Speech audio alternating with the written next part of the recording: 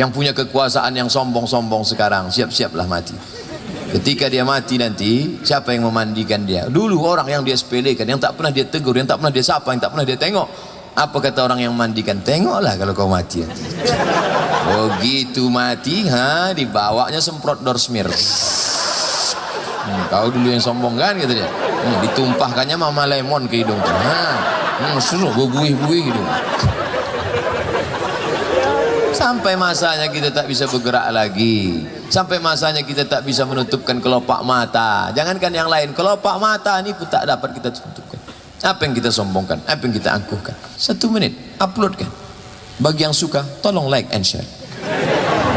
2 hari setelah itu cek, tak ada like, rupanya paket habis. Jadi jangan berpikir bahwa dakwah itu mesti LCMA, mesti ustadz, mesti profesor, doktor. Tidak, kita semua mengajak. Orang yang paling rugi di dunia adalah orang yang pernah hidup di atas dunia tapi tak pernah mengajak orang ke dalam kebaikan. Inilah pentas dunia. Dari dalam tanah naik ke atas tanah, ceramah, masuk mati. Dari dalam tanah naik ke atas tanah, ngurus ikan, ngurus kerambang, ngurus ikan, ngurus kolam, ngurus ikan, batuk, mati. Dari dalam tanah naik ke atas tanah, tanda tangan, mati. Dari dalam tanah naik ke atas tanah, razia, mati.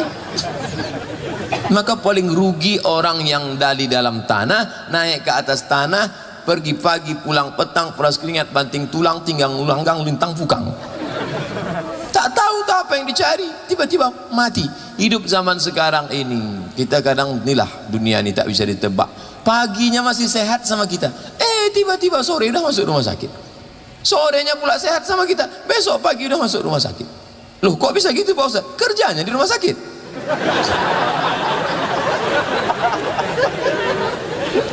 Oleh sebab itu dunia ini, dulu kalau kita tanya pakcik makcik kita, makcik ya almarhum pakcik ini meninggal kenapa? Dia meninggal waktu pergi ke sungai, disangkanya ikan tapah, rupanya buaya, mati dia dimakan buaya. Dulu datuk ini meninggal kenapa? Dia pergi ke hutan mau menjerat rusa, disangkanya rusa, rupanya induk buaya, mati dia dimakan harimau. Tapi hari ini orang mati bukan lagi karena diterkam harimau, bukan kenapa. Sianu mati kenapa? Habis makan gulai kambing berkunang-kunang, mati. Sianu mati kenapa? Minum teh manis, diabetes meletus, mati. Tapi jangan gara-gara cerita mati anak-anak perikan ini balik bawaannya mau mati. Kau gimana rencana? Jadi kita masuk ke perkampungan Talang Mamak, Talang pergi suku Akit. Enggak lah Pak Ustaz, aku mau mati aja. Kau rencana gimana? Jadi ambil S2 perikanan ikan di Jepang. Enggak Pak Ustaz, kita pun tak ada guna S2 S3. Nanti kalau mati ditanya malaikat pelajaran MDA juga, siapa Tuhanmu, siapa Nabi. Kau kejar dunia ini sejauh mata memandang. I'mal li dunyaka, buatlah untuk duniamu ka'annaka ta'ishu abada, seakan kau hidup untuk selamanya. Wa amal li akhiratika ka'annaka tamutu ghada, sedangkan untuk akhiratmu seakan-akan kau mati besok. Jadi anak-anak perikan ini harus berpikir bagaimana seluruh ikan yang diimpor oleh Jepang harus dari Riau. Kita tahu orang Jepang suka makan ikan. Dipotongnya ikan, disambutnya dengan dengan nasi, lalu dipotongnya, dicolek-coleknya pakai. Kita pun nengoknya mau muntah, ikan mentah, sushi, lalu dimakannya. Itu bagaimana kita berpikir? Kita ambil barang dari Jepang, mana dia Sony, mana dia Panasonic, mana dia Jepang semua. Kenapa dia tak ambil dari kita? Yang lain tak memperdulikan, kita memperdulikan. Maka berpikir ke depan, semua mesti berawal dari mimpi-mimpi. Kalau ada orang yang tidak pernah bermimpi, maka dia tidak akan pernah punya mimpi jadi kenyataan. Yang jadi masalah sekarang, orang bermimpi dia pun dia takut. Yang lebih parahnya lagi, tak ada waktu untuk bermimpi. Dulu orang mimpi jam 2 malam, sekarang jam 2 pun asik juga update status. Akhirnya jam 9 pagi baru tidur. Itulah dia mimpi di siang bolong. Takut untuk bermimpi. Dulu orang di tengah malam jam 2 malam bermimpi, lalu dia bangun dan berdoa kepada Allah, ya Allah, dalam ketengah kesunyian. Sekarang dunia ini tak ada lagi sunyi. Jam 2 malam bangun berdoa, ya Allah, gol, kata kawan sebelah. Manchester United, Liverpool. Oleh sebab itu maka dunia ini sudah kacau balau, tapi kita jangan sampai isinya ikut kacau balau. Alhamdulillah masih ada anak-anak muda. Fakultas yang paling sering ngundang saya pengajian Fakultas Perikanan dari dulu. Artinya apa? Ada anak-anak yang peduli, istiqomah, dan dia mewarnai yang lain-lain. Sudah lama azab Allah itu sudah mau turun ke satu daerah, tapi tak jadi. Sudah mau turun dari Riau, melompat pergi dia ke sana. Sudah mau Riau, melompat pergi dia ke sana. Kenapa? Masih ada sekelompok anak-anak muda, masih ada orang-orang yang lisannya bertasbih, berzikir, basah karena Allah Subhanahu wa taala. Ini mesti kita jaga, karena kalau kita tidak jaga, maka serangannya luar biasa. Kepala Abdul Somad waktu kuliah di Mesir dulu, saya alhamdulillah selamat, saya dari pacaran-pacaran itu selamat. Insya Allah 4 tahun di Mesir tak pernah pacaran. Kenapa? Memang tak dapat. Kampus laki-laki sama kampus perempuan 15 km. Mahasiswa Indonesia 2.400, yang laki-laki 2.100, perempuan 300. Persaingan ketat. Sampai di Maroko mahasiswa Indonesia 30 orang, laki-lakinya 29, perempuan 1. Itu pun sudah pula diambil orang. Oleh sebab itu saya diselamatkan oleh keadaan. Andai dibalik zaman masa muda saya balik, hidup di Pekanbaru dengan godaan yang luar biasa, belum tentu selamat. Oleh sebab itu ketika kalian selamat, ini membuktikan janji Allah. Wa may yartadda minkum an dinihi, siapa di antara kalian yang murtad, na'udzubillah, meninggalkan agama ini, fasawfa ya'tillah, Allah akan ganti dengan kelompok yang baru. Yuhibbuhum wa yuhibbuna, Allah cinta pada mereka, mereka pun cinta kepada Allah. Yujahiduna fi sabilillah, mereka terus berjuang di jalan Allah. La yakhafuna fillah laumata laim, mereka tak pernah takut memperjuangkan agama Allah, ejekan siapapun. Kadang anak-anak yang lain ngejek mereka ketika mereka aktif berceramah, aktif berikan kultum, aktif buatkan kelompok kajian. Apa kata yang lain ngejek? Rajin ya. Tapi biasanya orang taat beragama ini cepat mati nih. Dia cuek aja. Apa kata dia dengan senyum? Anjing menggonggong, kapilah berlalu. Jadi kau bilang aku anjing? Enggak, aku tak ada bilang anjing. Aku bacakan pepatah aja, kok ente sensi betul. Masih ada anak-anak pemudi-pemudi yang masih tetap istiqomah pakai cadar. Orang ngejek, ninja lewat, dia cuek aja. Tapi akhirnya mereka kalah. Kenapa? Karena mereka istiqomah di jalan Allah. Dia tak tengok ucapan orang. Pujian tak membuat kau melambung, hinaan tak membuat kau jatuh ke bawah. Kenapa? Karena kau sudah sampai maqam ihsan. Aku berbuat ini bukan karena ujian, pujian, cacian, tapi karena Allah Subhanahu wa taala. Tapi orang banyak tak suka. Saya tidak mengizinkan orang bercadar masuk lokal saya. Mengadulah mahasiswi ini ke saya. Ustaz Somad, ya, saya tak boleh masuk kelas karena bercadar. Kamu ngadu ke rektor. Rektor membela dia. Akhirnya boleh. Hak human right, hak azazi manusia. Kamu silakan. Kenapa kita lebih risau menengok perempuan pakai cadar daripada perempuan pakai celana jin, celana hantu? Kenapa mulut kita latah menengok orang bercadar, tapi kita cuek diam menengok orang pakai rok setengah tiang, baju you can see. Kamu kan bisa see menengok, you can see, kau bisa menengok ketiak bini saya. Berarti ada sesuatu yang rusak dalam pikiran kita. Oleh sebab itu, maka ini semua adalah godaan zaman. Tapi dunia ini dari dulu sampai sekarang memang tak pernah berubah. Isinya itu-itu saja, panggung sandiwara yang tak pernah berubah. Ketika dibuka papan catur, isinya king, queen, pion, banteng, kuda. Tak pernah berubah dari sejak zaman dulu. Permainan saja yang berganti. Kebetulan dulu orang baiknya namanya Ibrahim, datang orang jahatnya Namrus. Meninggal habis episode, buka baru. Kebetulan orang baiknya namanya Musa, orang jahatnya Fir'aun. Buka permainan baru. Kebetulan orang baiknya namanya Isa, orang jahatnya Herodes. Kebetulan datang permainan baru, orang baiknya Muhammad SAW. Lalu siapa orang jahatnya? Abu Jahal, Abu Lahab. Nanti kalau ada kawan, alah ente ngapailah ente baik. Dunia ini panggung sandiwara saudaraku. Dulu datang masa Musa, datang masa Isa, datang masa Muhammad. Sekarang datang masa aku dan kaulah penjahatnya. Kita hanya memilih. Wa nafsin wa ma sawaha, demi jiwa dan penciptaannya. Fa alhamaha fujuraha, kau pilih jalan kiri. Wa taqwaha, kau pilih jalan kanan. Datang SMS WhatsApp dari kawan, hadirilah tablik akbar di Fakultas Perikanan. Kanan nih, datang SMS kawan, yuk kita duduk-duduk kongko-kongko sebentar ya. Enggak 2-3 batang, selinting 2 linting. Kesini apa kesini, kesini apa kesini. Kalau sudah sampai pada nafsu mutmainnah, dia tetap ke kanan. Ya ayyatuhan nafsul mutmainnah, wahai jiwa yang tenang, ke kanan. Tapi kalau jiwa ammaratum bisu, siapapun yang mengajak ammaratum bisu, jahat aja, ke kiri aja.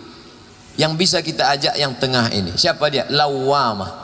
Lawamah ini tergantung mana banyak SMS, dihitungnya. Yang ngajak pengajian berapa? 3. Yang ngajak kongko-kongko berapa? 4. Berarti dalam dunia demokrasi suara terbanyak suara Tuhan. Hayya 'alas salah. Berapa orang yang ngajak azan, ngajak sholat? 1 orang. Yang ngajak main bola 10 orang. Suara terbanyak suara Tuhan. Kalah azan. Ayo kita main. Yang lawamah ini, saya sebagai orang yang awam, yang tak mengerti komputer gaptek, masuk ke toko, saya tak tahu mana yang saya beli. Kata yang satu, belilah laptop Sony, sudah terjamin dimanapun berada. Datang yang satu lagi, belilah Panasonic. Kata satu lagi, belilah produksi dalam negeri, Axiom. Kata yang satu lagi, jangan kau pakai dalam negeri, 2 kali pakai rusak dah. Kau beli saja ini yang tak terkalahkan, Samsung. Mana yang mau saya beli ini? Samsung, Axiom, Sony, apa Panasonic? Kebetulan yang satu ini rajin ngomongnya, Sony. Sony lah. Begitu juga dengan kebaikan ini. Sekali kalian ajak, kalian berhenti. Sedangkan yang buat dosa ngajak terus. Apa kata setan? La atiyannahum min baini aidihim, aku ajak mereka dari depan. Wa min khalfihim, dari belakang. Wa an aimanihim, dari kanan. Wa an syama'ilihim, dari kiri. Aku selalu mengajak mereka sampai 4 kali. Muka, tak mempan muka. Belakang, tak mempan belakang. Kanan, tak mempan kanan. Kiri. Jadi kalau ada anak perikanan, ngajak sekali aja. Bro, ayo kita ngaji yuk. Alah, aku sedang sibuk banyak tugas. Yalah, kalau tak mau berhenti. Sekali dia berhenti, kata setan, aku aja mau masuk neraka serius. Ente mau masuk surga cuma sekali. Jadi Pak Ustadz, setan ini jahat. Tak selamanya juga dia jahat. Kadang banyak juga dia tak ada menggoda, tapi dia selalu jadikan kambing hitam. Kau kenapa sholat subuh jam 7.30? Inilah aku digoda setan tadi. Kata setan, aku tak ada ngajak, kata dia. Aku udah lama berhenti, kata dia. Oleh sebab itu kadang kita kasihan juga nengok setan. Sikit-sikit salah setan, sikit-sikit salah setan, sikit-sikit salah setan. Padahal salah setan itu sikit. Maka kita introspeksi diri. Bagaimana kita mengajak? Ajak pakai baleho, buatkan besar-besar. Tengoklah, saking besar. Gambar saya rupanya. Buatkan lengkap dengannya, buatkan pelatihannya, mintakan ke sana, bawakan. Katanya panitia tak berduit, tapi piala emas susu. Luar biasa. Artinya apa? Kesungguhan kalian. Tapi yang tampil ke depan ini tidak semua panitia datang. Ini sebuah tim.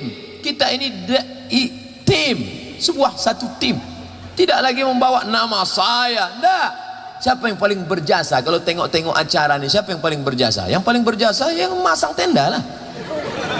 Tapi pernah tak kita dengar acara berikut ini? Mari kita dengarkan sambutan dari pemasang tenda. Tak pernah. Dia tidak tampil ke depan. Berikut ini mari kita dengarkan kata sambutan dari Bapak Dekan. Berikut ini mari kita dengarkan sambutan dari Ketua Panitia. Adapun yang masang tenda, dia tak pernah tampil ke depan. Begitu juga dengan diri kita. Yang tampil ke depan ini siapa? Kulit. Kulit yang paling tipis, yang paling halus, kulit. Yang paling kuat siapa? Tulang. Tapi tulang tak pernah muncul ke depan. Bagaimana kalau tulang itu muncul nampak ke depan? Yang paling berfungsi lagi siapa? Jantung. Kalau jantung ini sampai tak berdetak, mati. Kalau mikrofon yang mahal itu bisa kedengaran deh. Tak bisa. Tapi jantung tak pernah tampil ke depan. Bagaimana kalau kira-kira jantung transparan nampak ke depan? Pingsan kita. Jadi kalian yang sudah tim, kau jadi penyebar undangan ya. Ente buat meme, ente share ke sana. Kau buat video pendek. Hadirilah saudaraku. Kita pemuda-pemuda, tak lama lagi kita akan binasa. Kapan lagi kita datang? Ayolah ngaji, ayo ngaji, ayo ngaji. Share, tunjukkan ke kawan-kawan. Tapi tidak mesti tampil ke depan. Perbuatan sekecil apapun yang kau lakukan, famay ya'mal mithqala dzarratin khairan yarah. Adapun dari dosen, dari kajur, dari dekan, alhamdulillah semua mensupport sehingga ramai. Inilah yang akan menolong di hadapan Allah Subhanahu wa taala. Adapun yang lain akan tinggal tak bermakna. Berapa banyak profesor, doktor, insinyur, profesor, kiai haji bintang 7, bintang 5 setelah pensiun tinggal dalam kesunyian. Setiap Idul Fitri kami jenguklah ke rumahnya. Aku menjadi orang terasingkan sekarang Pak Ustadz. Semuanya hilang, tunjangan hilang. Dulu ada duit tunjangan, sekarang uang tunjang, uang sundul, uang sipak, semuanya hilang semua dah. Tapi ketika dekat dengan mahasiswa-mahasiswa ini, ternyata tak putus. Ada yang dulu aku kecilkan Pak Ustadz, sekarang aku panen. Apa dia? Kedekatanku dengan siswa-siswa. Setelah aku pensiun, mereka tak berhenti datang ke rumah. Mereka tetap mengajak aku aktif, sehingga aku tak pernah merasa pensiun. Budi baik dikenang sampai kapanpun. Yang punya kekuasaan yang sombong-sombong sekarang, siap-siaplah mati. Ketika dia mati nanti, siapa yang memandikan dia? Dulu orang yang dia sepelekan, yang tak pernah dia tegur, yang tak pernah dia sapa, yang tak pernah dia tengok. Apa kata orang yang mandikan? Tengoklah kalau kau mati. Begitu mati, dibawanya semprot Dorsmir. Kau dulu yang sombong kan, kata dia. Ditumpahkannya Mama Lemon ke hidung. Suruh berbuih-buih hidung. Sampai masanya kita tak bisa bergerak lagi. Sampai masanya kita tak bisa menutupkan kelopak mata. Jangankan yang lain, kelopak mata ini pun tak dapat kita tutupkan. Apa yang kita sombongkan? Apa yang kita angkuhkan?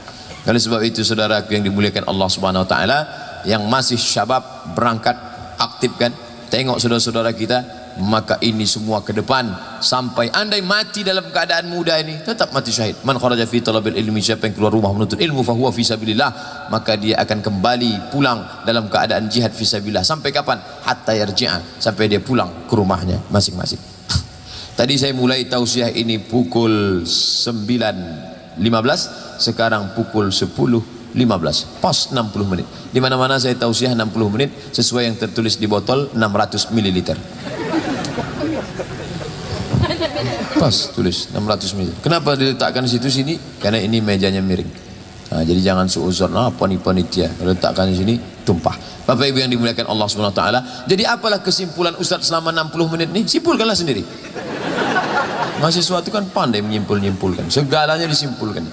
Adapun perbuatan yang tak betul, seperti yang dikatakan Pak Dekan lagi, kalau memang aktif mahasiswa tak sempat untuk unjuk rasa tak tentu arah, tak sempat untuk merusak-rusak kursi, tak sempat untuk, saking banyaknya tugas-tugas keaktifan, mengaktifkan dunia sosmed, mengaktifkan kerjasama antar mahasiswa, mengaktifkan pikiran-pikiran positif. Maka insya Allah ke depan Universitas Riau menjadi kebanggaan kita semua, insya Allah. Amin ya rabbal alamin. Terima kasih segala perhatian.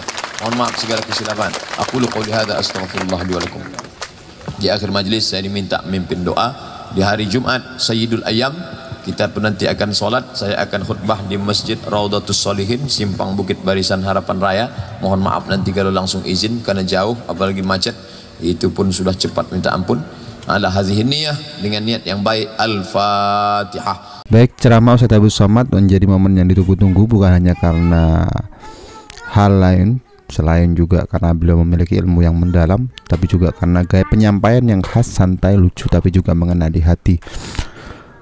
Sejak awal Ustaz Abdul Somad sudah membuka dengan salam khasnya yang penuh semangat dan langsung melempar 1-2 candaan yang bisa membuat para jamaah tidak tegang, namun tetap hikmat dalam mendengarkan kajian atau ceramah yang disampaikan oleh Ustaz Abdul Somad.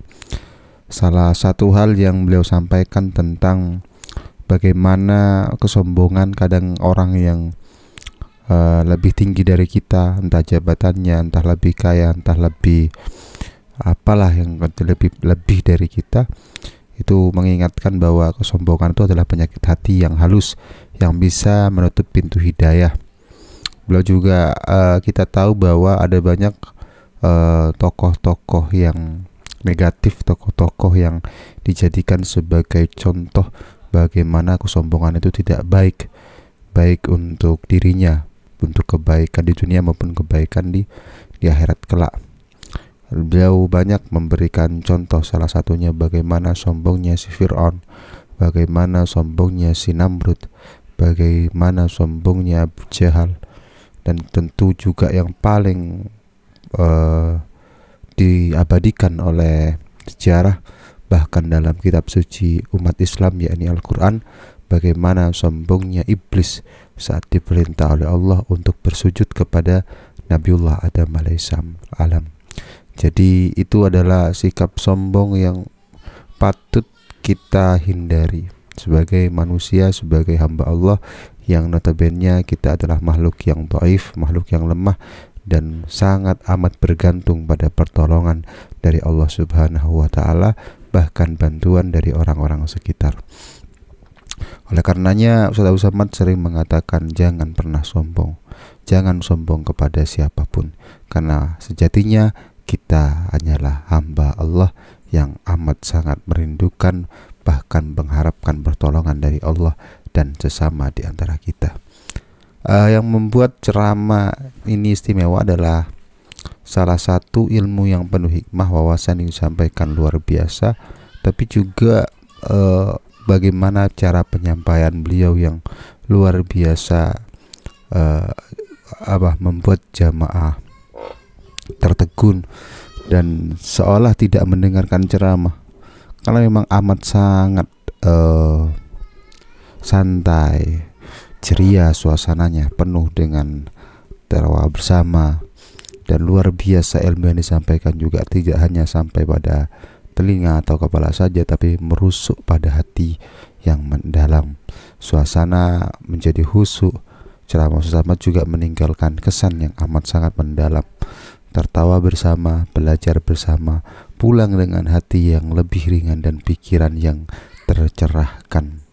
Ya, semoga kita bisa ngambil hikmah dari ceramah ini. Kurang lebihnya mohon maaf. Wabillahi taufiq wal hidayah. Assalamualaikum warahmatullahi wabarakatuh.